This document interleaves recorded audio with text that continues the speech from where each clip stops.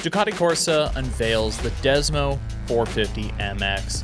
Welcome back to Vital MX. I'm your host, Michael Lindsay, and as with all of our breaking news, features, or anything of this nature, this is brought to you by our fine friends at Yoshimura R&D of America. Check them out at yoshimura-rd.com.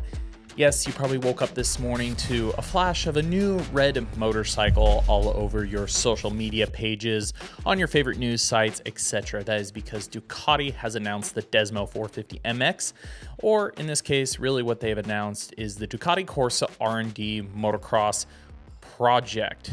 Of course, Ducati has kept this very close to our chest. We have talked about it a little bit on our channel on our website this year. We knew a few things were upcoming. We knew that there was, of course, a 450 motocross bike, that it would be raced in 2024 in the Italian Championships, as we had heard 2025 for MXGP, and 2026 in the US. And at today's event, that was basically confirmed for the most part. They went ahead and brought out on stage as Ducati Corse's general racing manager, longtime man Paolo, was basically moved over from the MotoGP project to head up this new off-road project. He brought Alessandro Lupino and Antonio Caroli on the stage as they finally unveiled the bike. We've seen some teasers of it. We've even seen some clips or some little teaser shots of Antonio riding an all-black bike recently, and they've definitely done a good job of throwing us off. There was actually some pictures a couple weeks ago, or within the last couple weeks, of Antonio on a bike that looked very Honda-esque, and the best reason I could give you is I actually think he was on a black Honda in that social media post. And that is one thing that's striking about the Desmo450 is maybe some of its influence, and in other places, lack of influence. Another street motorcycle brand that, of course, is joining the off-road market and is racing very soon here for the Detroit round is Triumph, and they have received some criticism over their engine project being very KTM-esque and certain other features on the motorcycle. So we were very curious to see what direction Ducati was taking, especially since they were able to keep the project under wraps for so long. What does this bike look like? Well, first glance is, of course, it's its own bodywork, very uniquely Ducati, I would say. There are some cues and hues to the side plates that maybe aren't too out of the ordinary, very similar to a current motocross bike. The front fender, front number plate, though, of course, very much looks like some of their Super Motard or Adventure bike models. Very, very big front fender, I must say. But the design overall is fairly unique looking from its visuals. The chassis itself is maybe the thing that is the most like something else we've seen. Again, I would have to say, by looking at that, the Honda 450 must have been one of their baseline bikes. The chassis itself, the main frame, probably takes the most inspiration from that bike of any OEM. The swing arm is very uniquely theirs. The frame is theirs, but again, there is some cues in there. As the name suggests, this is the Desmo450. This most likely means that the engine is using Ducati's infamous Desmodromic valve system, something they've had since the 50s, and is a very interesting valve system that's unlike anything else we see in a motocross bike, where most bikes use a cam onto either a bucket and valve spring to actuate a valve, or use a cam onto a rocker arm to actuate a valve, spring keepers, and valve setup. This uses a cam that sort of has a dual rocker arm looking setup, one that engages the valve and one that pulls it back up, basically eliminating the need for valve springs and also helping control valve float. This is part of why Ducati's production bikes, anything, are pretty much able to withstand valve train movements upwards of 20,000 RPM. Now, of course, that sounds pretty ridiculous for a 450 motocross bike, but there are some other additional things that come along with using this valve system. One of them is low RPM response. Again, not having that valve spring resistance can lead to a torquier feel, maybe even a quicker rev up feel. We'll have to see how this implements into their 450 motocross bike, but at least it is something very unique that they are bringing into this model. Again, the engine is very unique looking in a sense, a little bit larger cylinder head, but keeping it tightly packaged down by the cases. A few other things that are noticeable are just some of the brands sprinkled throughout the bike. This, of course, is not an indication exactly of what the production bike will look like. The production bike will not go into manufacturing until at least mid-2025. This is an R&D project. This is very much a race bike and a prototype bike, albeit, again, a little bit more finished trim than we expected. Some of the unique partners that aren't really a surprise, but if you're used to Ducati's, Pirelli, very synonymous with them, Akrapovic, STM for clutches, them using full get electronics on a motocross bike is not a big surprise as an Italian brand. Things of those nature, very cool looking, very cool to see on the bike, a little bit different. The one item that maybe has caught some people off guard is the usage of Showa factory components front and rear on this prototype bike. We did hear initially that Ducati had started their production testing or their R&D project with Öhlins, but later switched to Showa for performance reasons.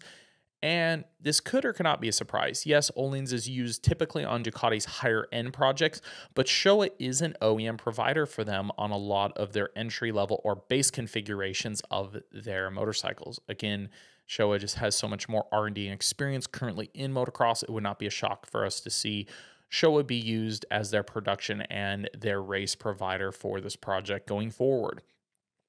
So again, what have we really learned from this unveiling? That yes, the bike is much farther along than anyone expected, that it does have very unique DNA from Ducati in it, but it also does take hues and cues from the other existing bikes on the market, which, of course, it's going to. You're not really going to reinvent the wheel here.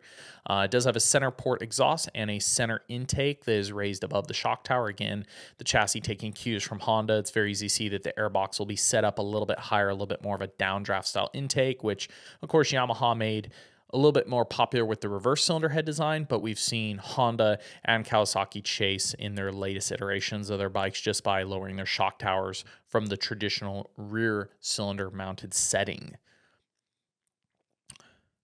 So what does this mean again for when we will see this bike? Well, this bike will be racing under the Matti.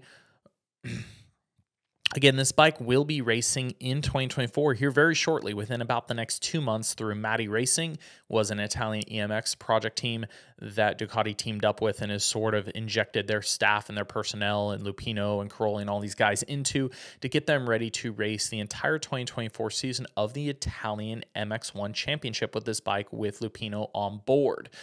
Caroli's position is a little different. Last year with KTM, he was technically a race team manager. This year, he is more of a brand ambassador, development rider, and still involved in the racing project, but he's not the race team manager for the Matti Racing operation. He is going to be riding a lot more and helping with the development of this bike.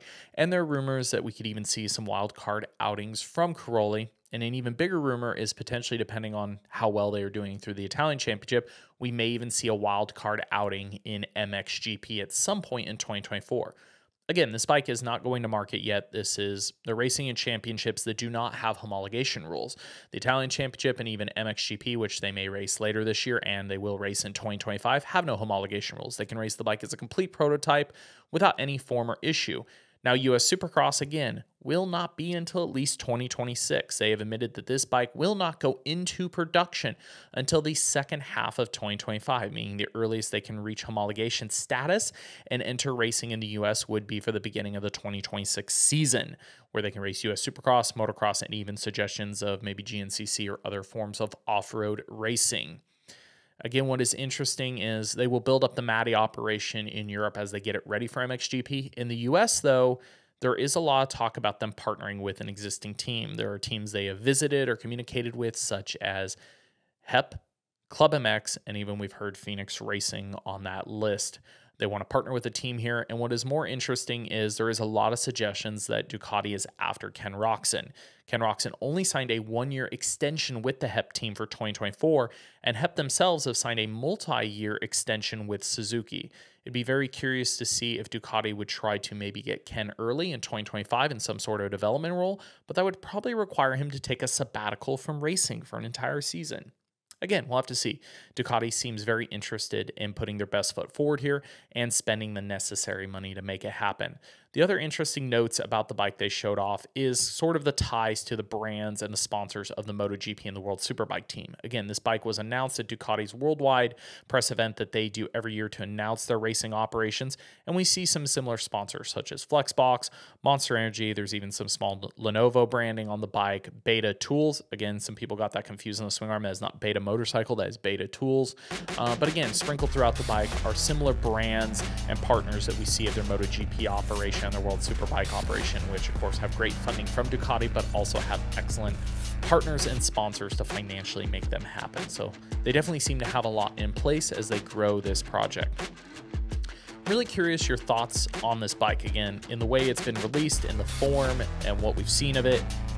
it is just cool to see more OEMs get involved. But again, what do you think of the look? What do you think of the technology? What do you think of Ducati getting involved? Do you think it's serious? Do you think they have a real shot at this? And what are your hopes? Throw it in the comments section below. And as always, thanks for watching.